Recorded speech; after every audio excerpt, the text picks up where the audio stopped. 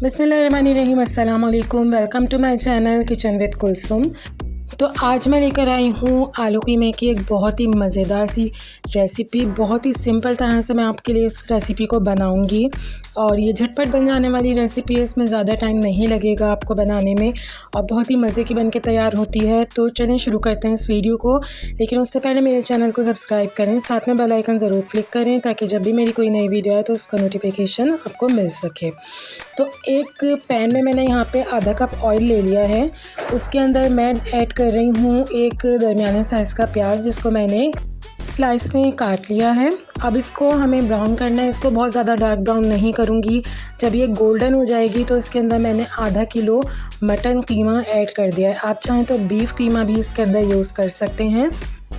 अब इस कीमे को मैं थोड़ा सा मिक्स करूंगी प्याज के साथ और इसके अंदर 1 टीस्पून मैं ऐड कर रही हूँ लहसुन अदरक का पेस्ट। और अब इसको हमें थोड़ा सा भूनना है ताकि जो कीमे का जो पानी है वो भी खुश्क हो जाए और लहसुन भी अच्छे से भुन जाए। तो मैंने इसको भून लिया है। अब इसके अंदर मैं ऐड कर रही हूँ 1 टीस्पून नमक, 2 टीस्पून ऐड किया मैंने इसमें धनिया पाउडर, 1 टीस्पून इसके अंदर लाल मिर्च का पाउडर ऐड कर दिया है, आधा टीस्पून ऐड किया है मैंने इसमें हल्दी, 3 से 4 लौंगे ऐड किए हैं, 5-6 मैंने इसमें गोल मिर्चें यानी काली मिर्चें ऐड कर दी हैं। और इसको अच्छे से मिक्स करने के बाद मैंने इसके अंदर 1 से 1.5 कप पानी ऐड कर दिया है।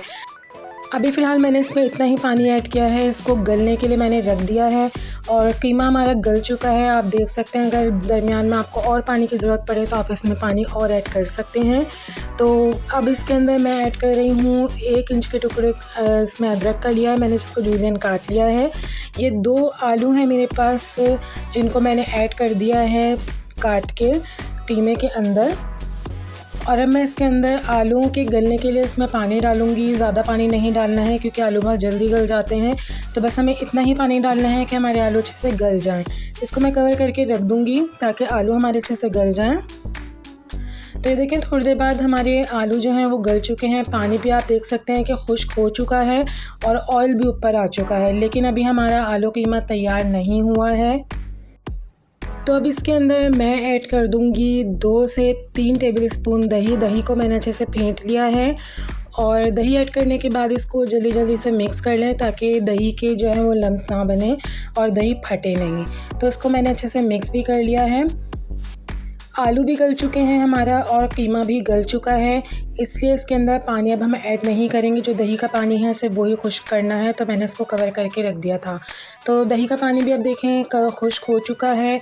हमारा आलू कीमा अच्छे से भुन चुका है, ऑयल ऊपर आ चुका है, पानी खुश्क हो चुका है, कीमा और आलू दोनों अच्छे से गल गए हैं। बस अब ये बिल्कुल रेडी है। अब इसको हम डिश आउट कर लेंगे।